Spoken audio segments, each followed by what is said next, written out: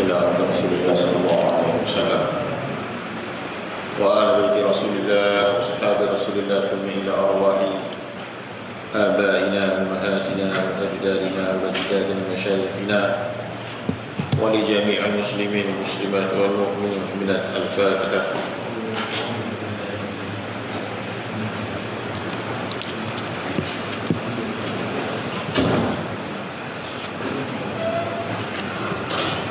Bacaan Al-Mukhtasar Hasaniyah. أعوذ بالله من الشيطان الرجيم. بسم الله الرحمن الرحيم. وإما ينزغنك من الشيطان نزغ فاستعذ بالله إنه سميع عليم. بسم الله الرحمن الرحيم. بسم الله الرحمن الرحيم. بسم الله الرحمن الرحيم. بسم الله ما شاء الله لا يسلك الخير إلا الله. بسم الله ما شاء الله لا يسلك السوء إلا الله. بسم الله ما شاء الله ما كان من نعمة فمن الله. بسم الله ما شاء الله لا حول ولا قوة إلا بالله. بسم الله ما شاء الله لا يسلك الخير إلا الله. بسم الله ما شاء الله لا يسلك السوء إلا الله.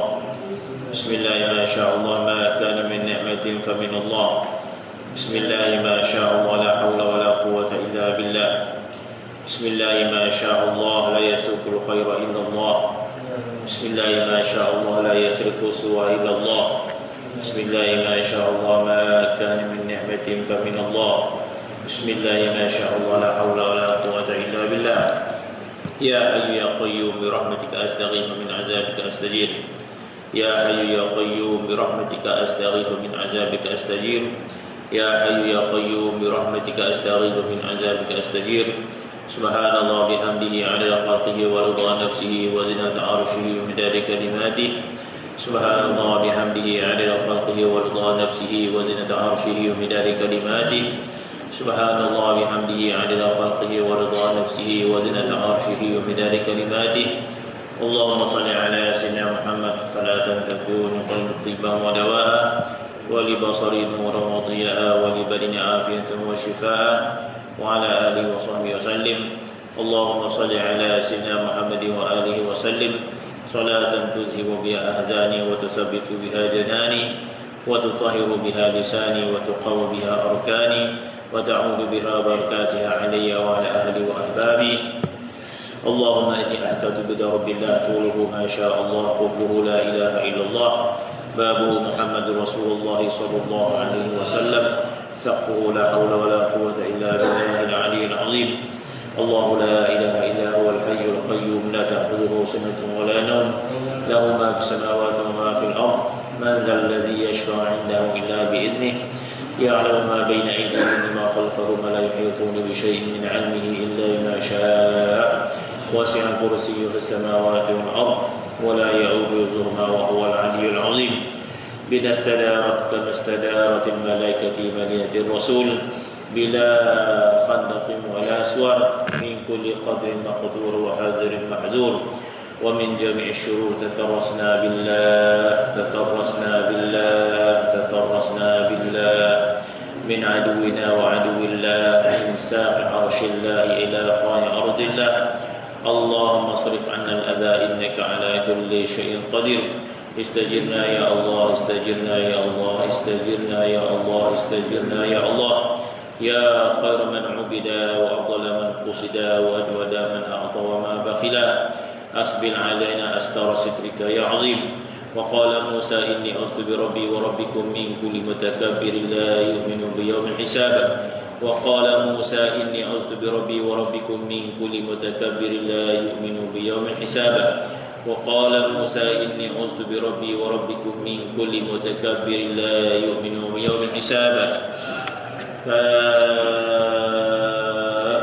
يا عين صاد اكفنا هم العدا ولقهم الردى واجعلهم لكل حبيب فدا. وسلط عليهم عاجل النقمة في اليوم والغدا. اللهم انتصر لنا انتصارك لأحبابك ورسلك على أعدائك. اللهم انتصر لنا انتصارك لأحبابك ورسلك على أعدائك. اللهم انتصر لنا انتصارك لأحبابك ورسلك على أعدائك.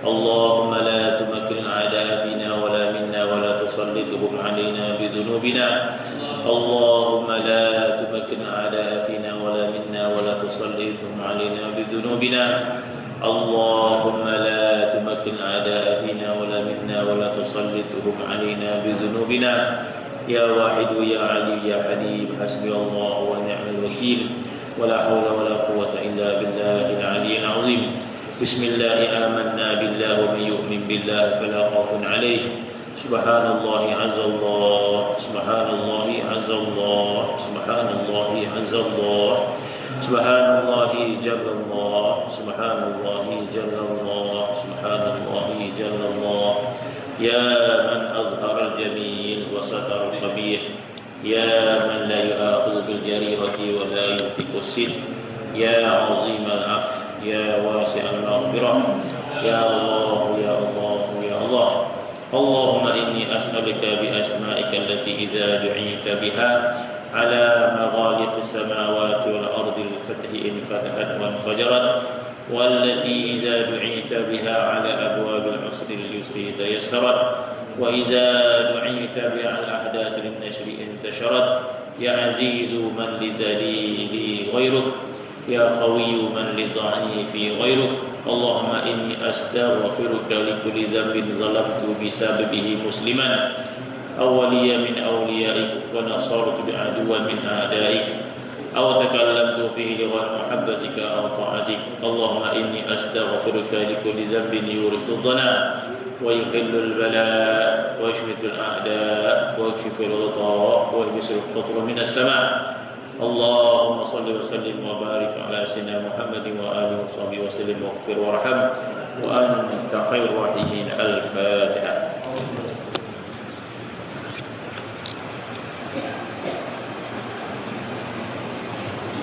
أعوذ بالله من الشيطان الرجيم بسم الله الرحمن الرحيم الحمد لله رب العالمين والصلاة والسلام على أشرف الأنبياء والمرسلين وعلى آله وصحبه أجمعين رب اشرح لي صدري ويسر لي أمري واحلل عقدة من لساني يفقهوا قولي اللهم زدنا علما وفهما وألحقنا بالصالحين آمين يا رب العالمين.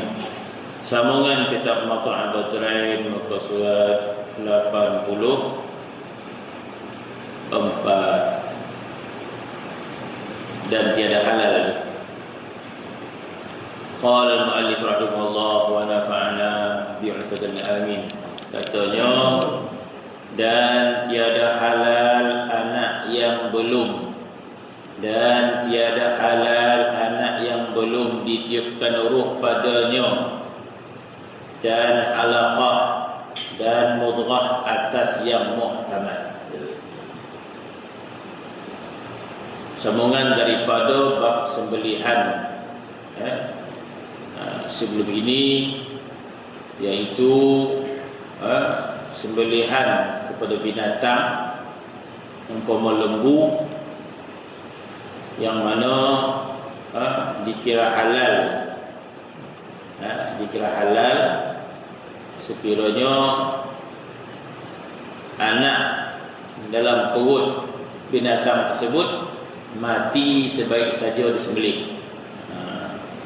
Jadi masalah dia hukum, apa hukum makan anak dalam perut binatang kan? Jadi anak tu hidup, bagaimana hukum dia? Kalau sembelih emak dia, maka dikira halal sekiranya mati sebaik sahaja disembelih binatang tu. Ada kesimpulannya kan? Kemudian katanya dan tidak halal anak yang belum ditiupkan ruh padanya.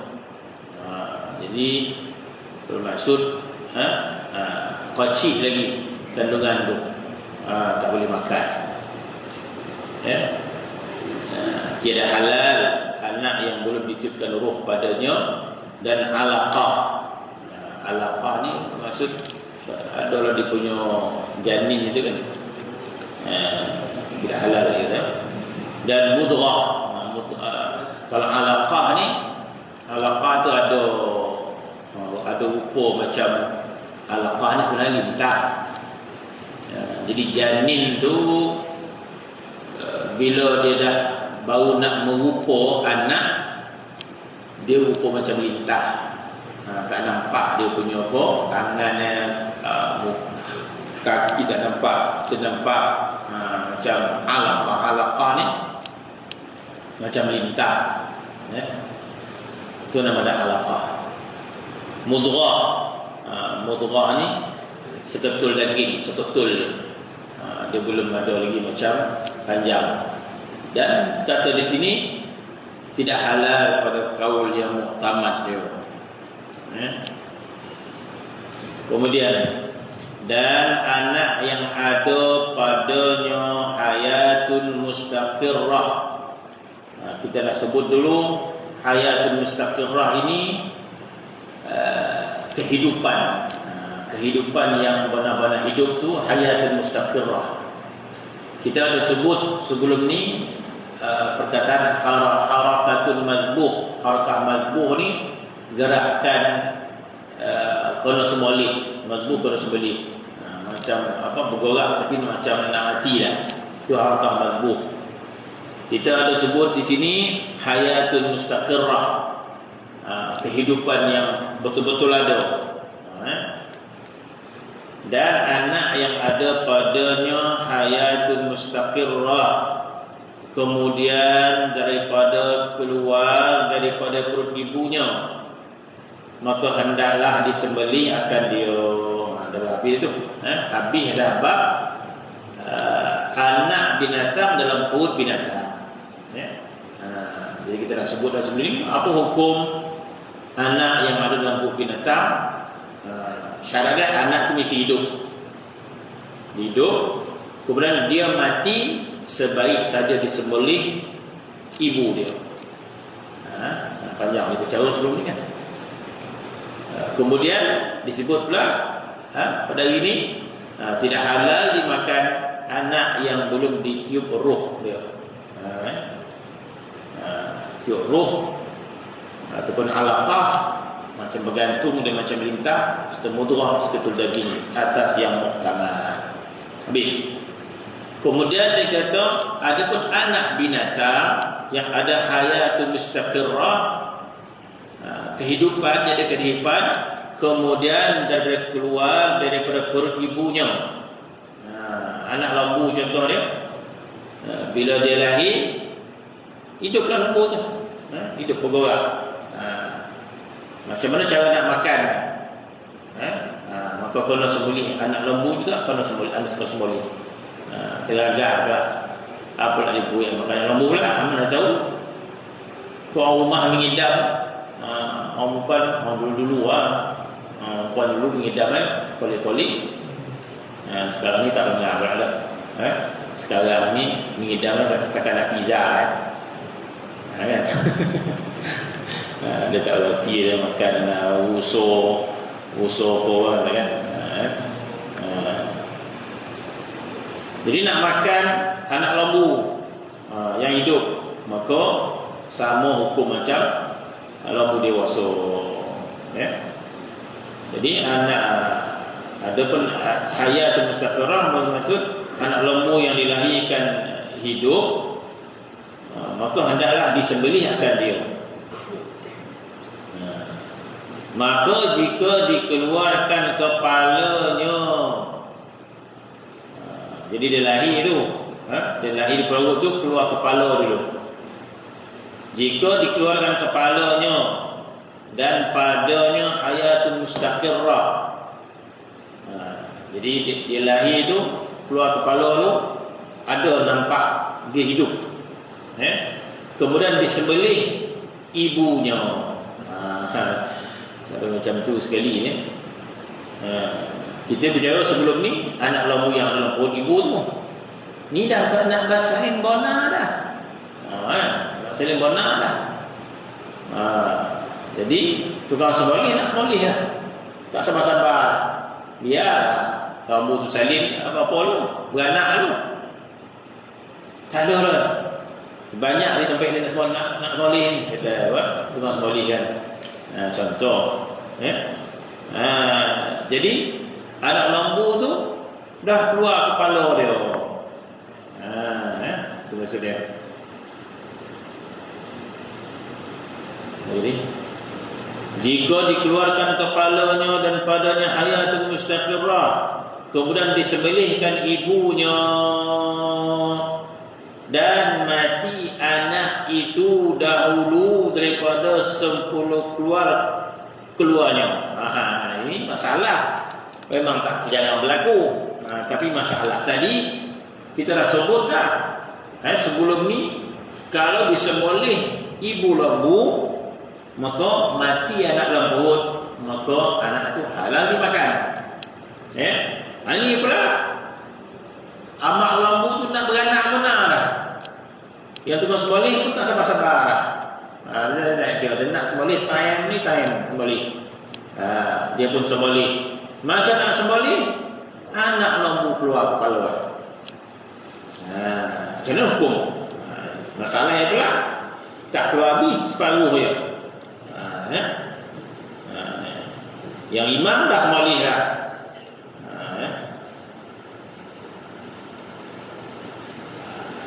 Jika dikeluarkan kepalanya padanya hayatun mustaqirrah, kemudian disembelih ibunya dan mati anak itu.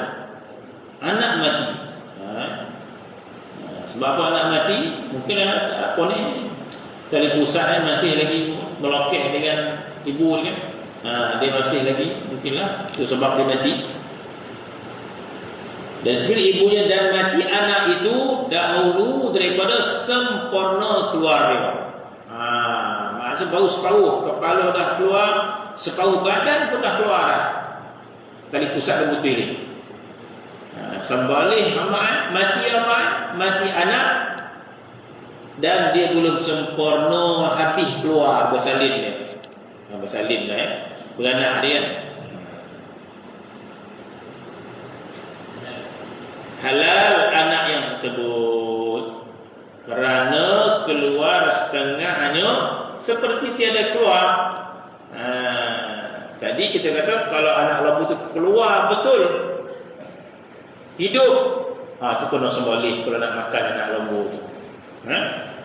Ini kalau separuh keluar, sembelih mak dia mati, maka halal dimakan sebab anak tu belum habis keluar dia. Maka dikira dia sebahagian daripada ibu dia. Kalau dia matilah. Kalau dia tak mati tak boleh. Dah sembelih mak dia, ambil setengah jam baru mati dah. Itu tak boleh mesti yang segera. Berarti anak dahulu digunakan, maka halal anak itu tersebut. Kenapa? Kerana keluar setengahnya seperti tiada keluar dia, maka tiada wajib disembelihkan dia. Dah mati tiada halal kata. Begitu ya. Kemudian dan sunat bagi yang menyembelih habis itu. Bab paut lembu paut ibu ni selesai dah. Baca banyak-banyak poning lah. Apa? Seterusnya pula. Dan sunat bagi yang menyembelih menajamkan pisaunya. Jadi bila sunat mana kata sah lah. Pisau tak tajam, pisau bawang ni ambil sembelih ayam. Mengesek leher dia kan. Lara ditekan lah, lara putih juga. Jadi apa hukum dia? Hukum dia makruh lah. Makruh, pisau-pisau tak tajam kan. Halal tak halal? Itu pisau tak tajam. Jadi hukum tu sunat menajamkan pisaunya dan memutuskan dua urat. Urat apa ni? Macam ni? Marih. Urat marih. Ada kaf ada Nabi itu. Dan pada binatang yang panjang lehernya seperti unta dan kaswari, burung unta juga, burung kasawari, panjang leher. Ataupun unta dan angsa, binatang yang panjang leher, untuk zirafah. Zirafah tak makan ya. Zirafah leher panjang, zirafah. Burung unta, dan dimasukkan juga iti angsa. Apa nak tambah lagi? Sunat disembelihkan dia, sunat disembelihkan dia pada lehernya. Bukan pada lebihannya. Betul tak? Lebihnya. Macam mana maksudnya? Ya. Pada lebihnya. Bawah mana tu? Leher panjang. Sunat disembelih pada lebihnya. Apa maksudnya? Jadi maksud binatang yang leher panjang, mana sepanjang leher itu boleh kita sembelih ya. Sepanjang leher itu boleh kita ya. Sebanyak apa maksud sunat apa ni? Dikata sunat disembelihkan pada lebihnya, Allah Allah. Apa maksudnya? Takkan kita nak sembelih 2 kali. Sunat sembelih pada lebihnya. Apa nak faham? Kita tak ada. Ya. Jadi leher yang panjang, mana-mana pun kita boleh sembelih. Ya. Dia burung unta panjang leher dia. Bagaimana kita nak sembelih? Mana-mana pun. Sepanjang leher tu. Ya, sepanjang leher tu. Yang penting urat tu, urat tu putih ya. Saluran pernafasan, saluran makanan, dan 2 urat topi itu sunat. Macam mana?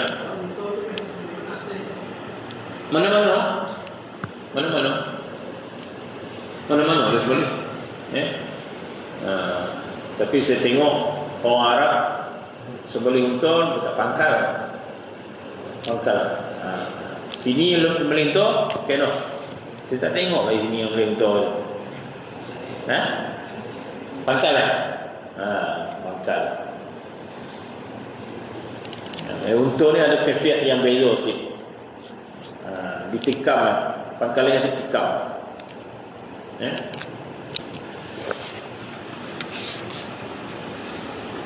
Jadi yang jelas dia mana kalau binatang yang panjang, mana-mana leher, mana bahagian leher boleh kita sembelih.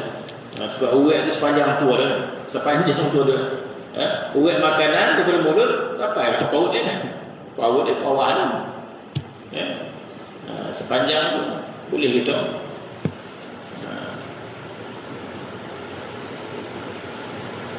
Dan sunat menghadapkan sembelihannya, yakni lehernya ke kiblat.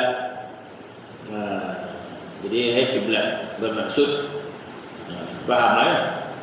Maksud ke leher kiblat, kepala dia sebelah kiri, badan dia sebelah kanan. Tak? Boleh tak kepala sebelah kanan? Boleh tak?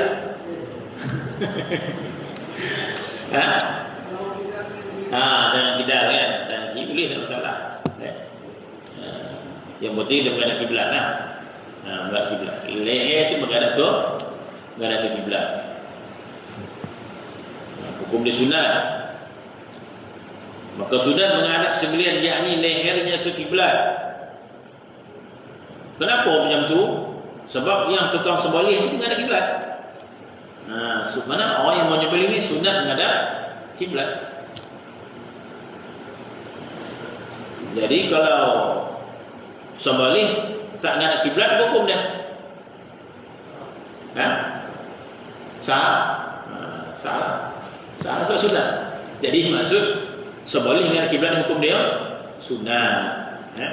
Dia tak payah ada kelahi dah. salah tu segong ni agak-agak sembelih binatang lah mutan kan. Buru pelandu apa sudah mana pula kiblat ni kan. Binatang tadi nak kena tembak nak mati dah.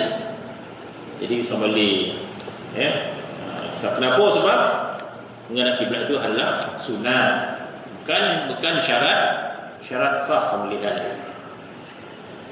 Sunat menghadap sembelihan lehernya ke kiblat supaya berhadap pula ia ke kiblat. Kemudian sunat disebutkan nama Allah. Kalau tak sebut nama Allah, sah tak? Sah.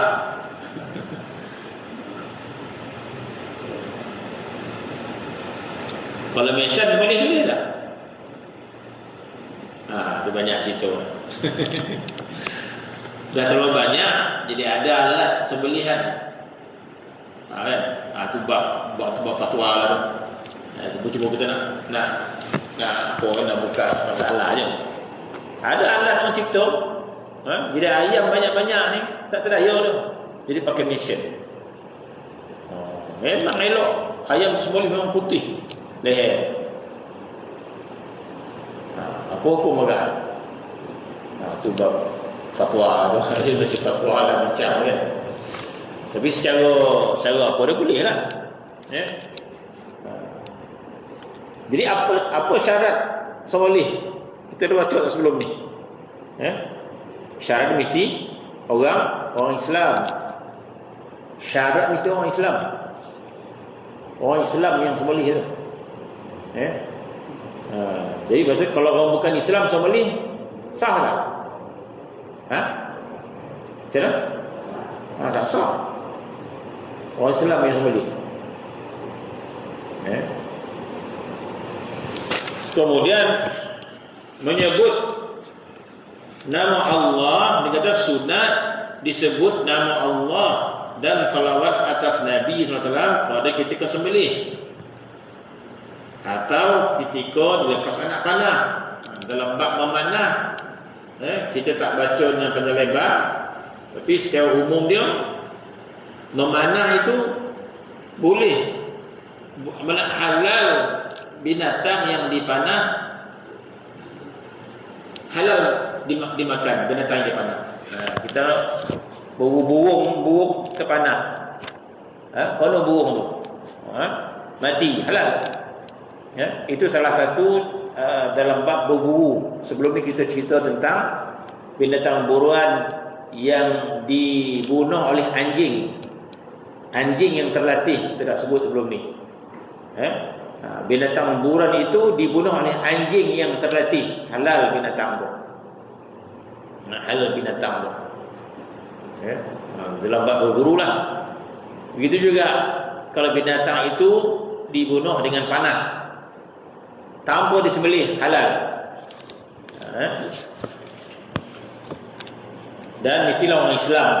Yang panah tu mesti orang Islam. Dan sunat menyebut nama Allah walaupun kita guna panah, walaupun kita guna anjing. Begitu juga sembelihan dalam sembelihan biasa, maka sunat menyebut nama Allah dan salawat ketika menyembelih atau ketika dilepaskan anak panah atau binatang yang dibuat berburuan, anjing itu.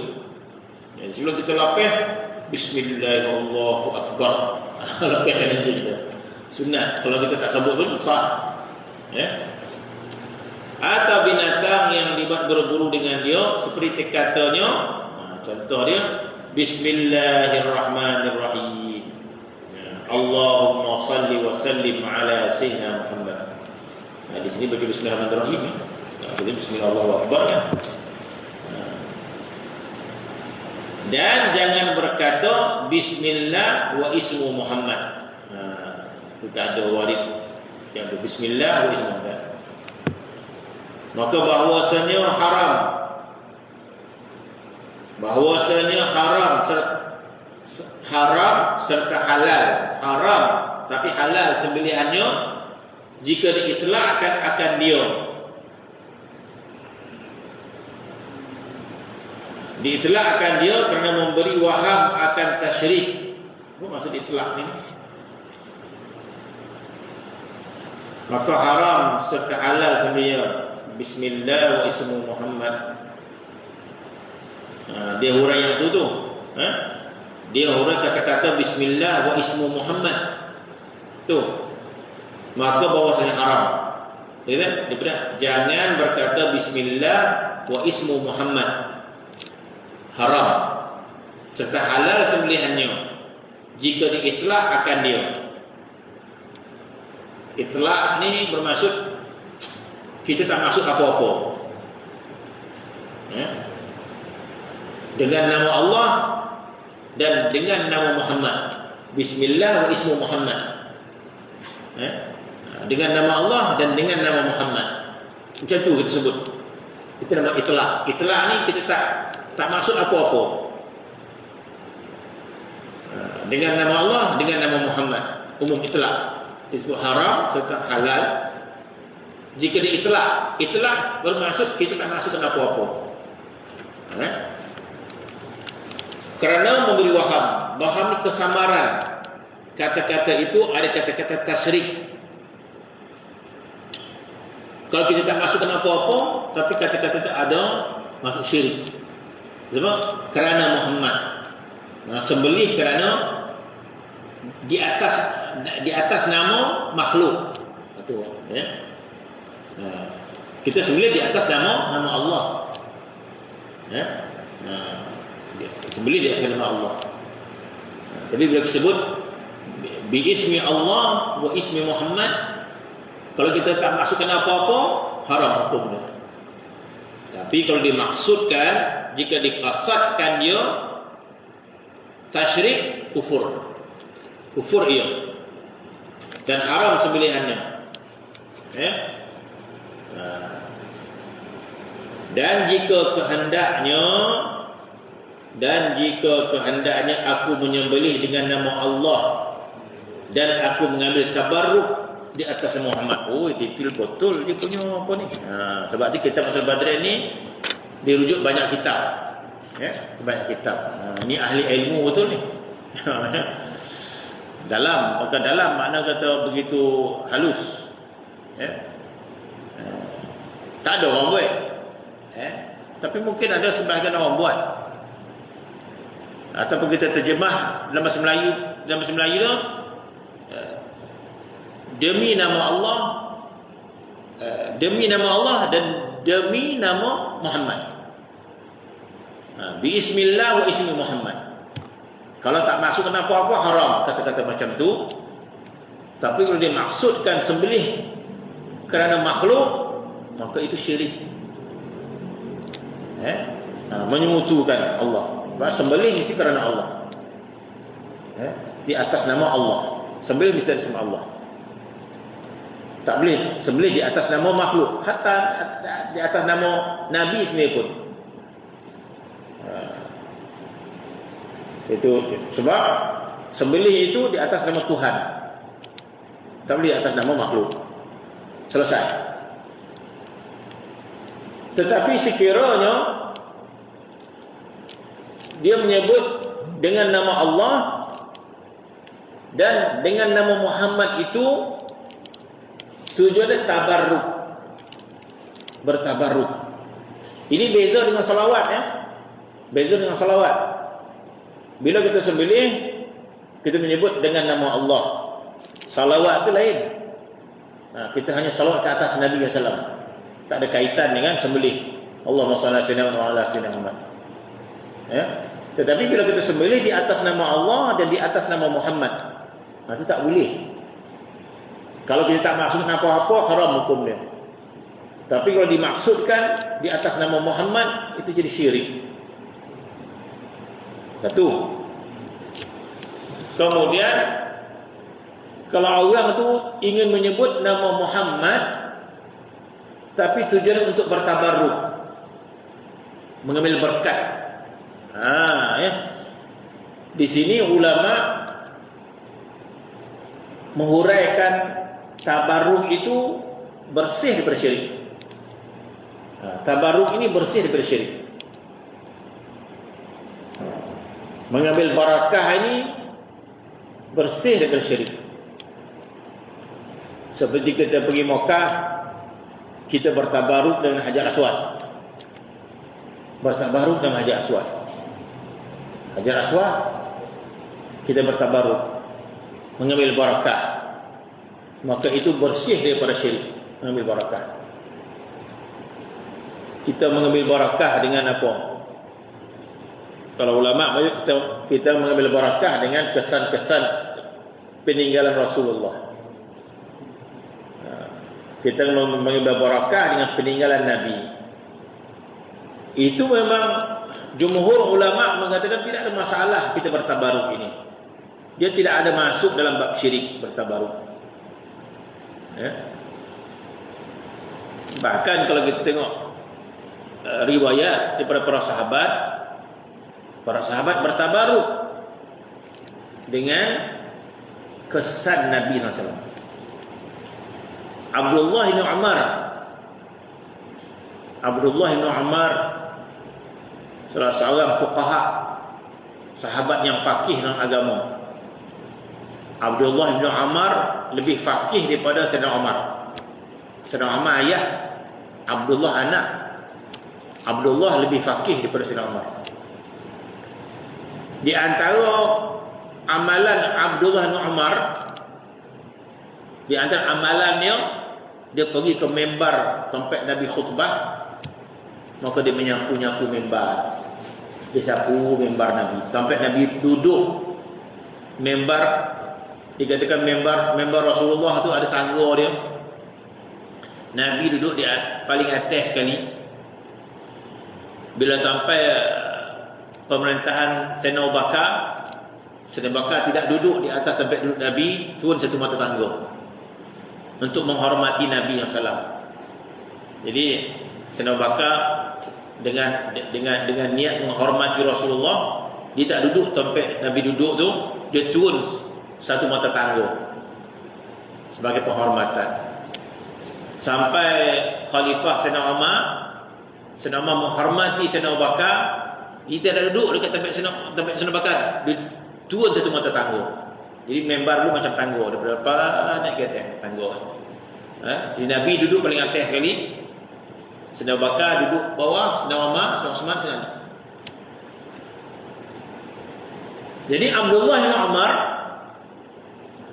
di antara amalan dia datang ke mimbar Nabi SAW. Dan dia pergi tempat Nabi duduk tu, dia sapu kat muka. Dia usap mimbar Nabi pernah pegang ni. Nabi dia usap kayu tu. Kayu tu diusap, disapu kat muka. Itu nama dia apa? Tabaruk nama dia. Mengambil barakah kesan Nabi tu. Maka itu tak ada kena dengan syirik langsung. Ulama ahli sunnah banyak mengharuskan tabaruk. Sebab tu Jabatan Mufti itu dah keluar satu kenyataan. Jadi tabaruk kepada tempat-tempat yang suci. Tabaruk nama mengambil barakah. Sebab dalam Islam ini ada satu yang Allah Subhanahu berkati, barakah. Allah Subhanahu wa taala memberkati Makkah, memberkati Madinah, memberkati Palestin. Subhanalladzi asra bi 'abdihi lailan minal masjidil haram ilal masjidil aqsa alladzi barakna haulah. Tuhan kata, Maha suci Allah Subhanahu wa taala yang mengisrakan Nabi daripada Masjidil Haram ke Masjidil Aqsa alladzi barakna haulah. Kami memberkati sekitarnya. Mana Makkah ni bumi yang barakah. Barakah. Jadi mengambil barakah ini harus dalam Islam. Sebagai contoh, kita namakan anak kita Muhammad. Untuk apa? Untuk mengambil barakah. Sempurna nama Nabi kita Muhammad. Itu nama tabaruk, mengambil barakah. Begitulah ulama memperluaskan makna barakah. Orang pergi Makkah, balik berilah tasbih gitu. Apa ni? Barakah tanah Mekah ambil. Adalah sikit barakah ada gitu. Nama dia barakah. Tengok in China ya. Tak apalah. Tapi benda tu dekat Mekah kan. Mengambil barakah. Jadi barakah ini tidak ada kena dengan syirik. Maka dikata dalam bab sembelihan tidak boleh kita menyembelih dengan nama Allah dan nama Muhammad. Kalau dikasatkan jadi syirik. Sebab sembelih tidak boleh di atas nama makhluk. Satu. Tetapi kalau dia menyembelih dan dengan berkata dengan nama Allah, satu, dan aku mengambil tabarruk dengan nama Muhammad. Mana sempurna mengambil barakah dengan disebut mana? Dia dah sebut siap-siap dah. Bahawa dia sebut nama Muhammad ini bukan sembelih di atas nama Muhammad, tak. Tapi dia menyebut Muhammad ini untuk mengambil barakah dengan nama dia. Dan aku bertabarruk dengan nama Muhammad. Itu tak apa dia kata. Macam tu tak apa. Jika dikatanya aku menyembelih dengan nama Allah dan aku mengambil tabarruk dengan nama Muhammad, maka bahawasanya makruh. Pun makruh juga. Dalam kitab fiqh ni. Sebab bukan tampek dia. Bukan tampek dia nak bertabaruk, itu kan. Dan halal sembelihannya, maka tiada haram sembelihannya, melainkan jika dikasatkan tasyrik. Tasyrik ni penyungutuan di atas tujuan sembelih. Sembelih di atas nama Allah, sembelih di atas nama Muhammad, tidak boleh. Jika disekan tasyrik dan tiada halal sembelihan, tak halal. Sebagian kita sembelih sebab apa?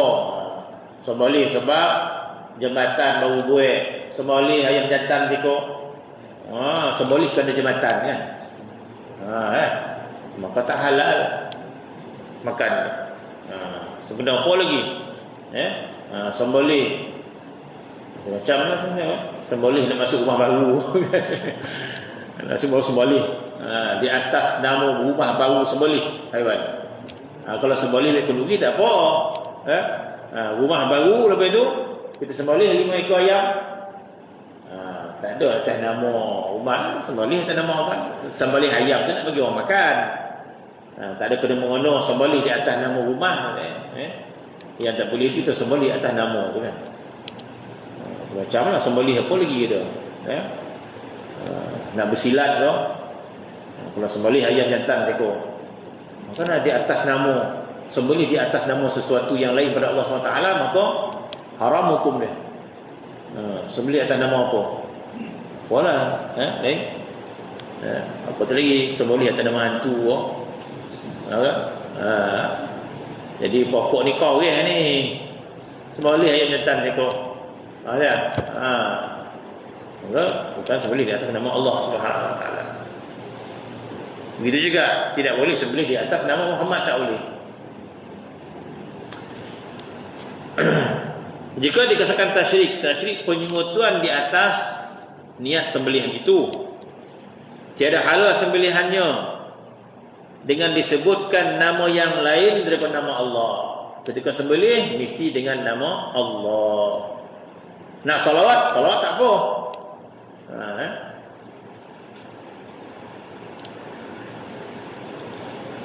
Maka tiada halal sembelihan dengan disebut nama yang lain daripada nama Allah, seperti yang disembelihkan dia dengan nama Nabi Isa. Sembelih atas nama Nabi Isa, atau di atas nama Nabi Musa, atau di atas nama Nabi Muhammad sekalipun. Sebab sembelihan mesti di atas nama Allah. Atau Said Al-Badawi.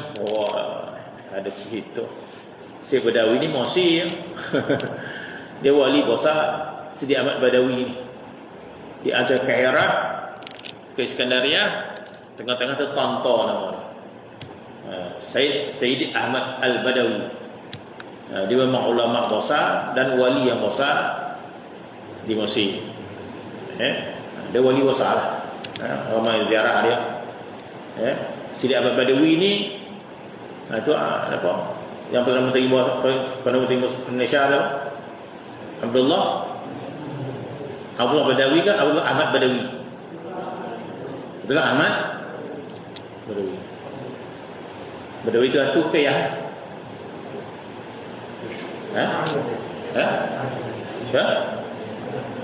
Ayah Badawi.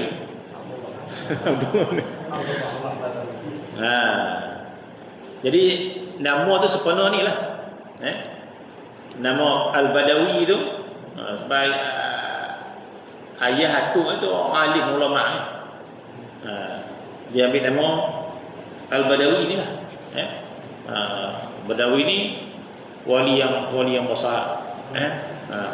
Ramai ulama tulis tentang Sidi Ahmad Badawi ni. Dia berasal daripada Mekah. Seorang yang salih. Sehingga disebut dalam sirah dia, mana orang yang ahli ibadat, orang yang ahli ma'rifat pada Allah Subhanahu wa taala. Dan Sidi Ahmad Badawi ni orang yang sangat-sangat mencintai Allah Subhanahu wa taala. Sangat-sangat mencintai Allah Subhanahu wa taala. Sidi Badawi ni. Sehingga diceritakan sebelum dia pergi ke Mesir, maka ketika di Mekah dia mengalami peristiwa walah, nama dia. Itulah istilah tasawuf. Dia mengalami walah. Walah ni kerinduan yang sangat kepada Allah Subhanahu wa taala. Maka dia tak bercampur dengan orang. Sehingga dikatakan muka dia bercahaya. Sangat bercahaya muka dia. Sebab terlampau mencintai Allah Subhanahu wa taala, maka betul bercahaya. Maka Sidi Badawi tak salah mimpi Nabi SAW, dan Rasulullah arahkan dia pergi ke Mesir dan tinggal satu tempat nama dia Tondata, tapi nama tu dia jadi Tonta. Dalam kitab Tondata, Tanta. Nabi sudah pergi Mesir dulu kat Tonta. Bila sampai di Mesir, ketika itu dia berada di Tonta, dan ketika itu dia memakai lithamain. Lithamain dia pakai 2 purdah. Orang perempuan pakai 1 purdah. Salai Sidi Badawi pakai 2 purdah. Lithamain nama dia. Sebab tu di antara gelaran dia Zulithaman. Litham ni apa ni? Dia menutup muka dia. Dia pakai 1, 2. Sebab muka dia terlampau bercahaya, sehingga kita orang tak boleh nak tengok muka dia. Itu sih beri panjang cerita dia. Mana wali yang besar di Mesir. Panjang kisah Sidi Badawi ni. Dia walaupun wali besar, tak boleh kita sembelih atas nama dia. Tak boleh. Atas nama Sidi Ahmad Badawi. Tak boleh. Kan? Atas tak boleh di atas nama Nabi Isa, di atas Nabi Musa, di atas nama Nabi Muhammad, atau di atas Sayyid Al-Badawi, atau seumpamanya.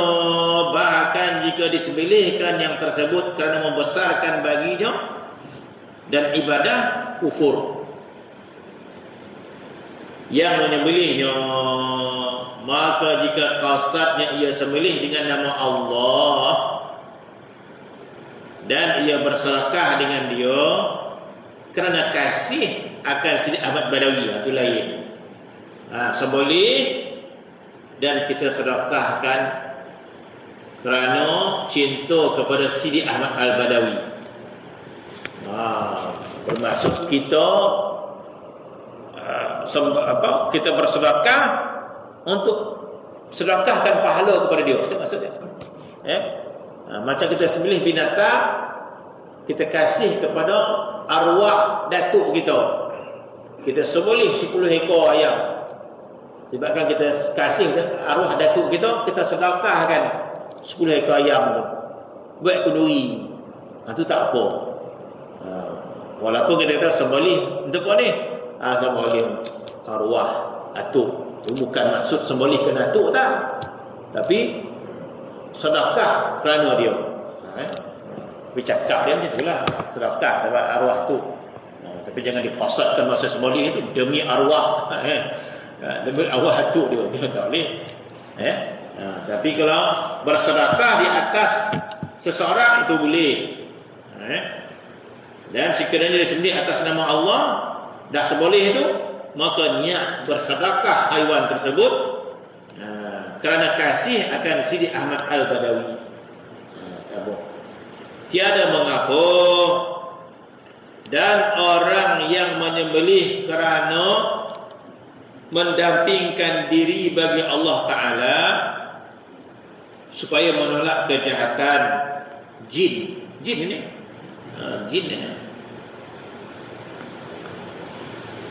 Maka jika qasadnya ia sembelih dengan nama Allah dan bersedekah dengan kerana kasih beri tema apa, dan orang yang menyembelih kerana mendampingkan dirinya bagi Allah, takarub kepada Allah supaya menolak kejahatan jin daripadanya, tiada haram.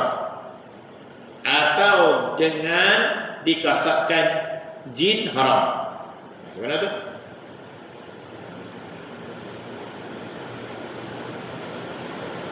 Dengan dikasatkan jin, haram.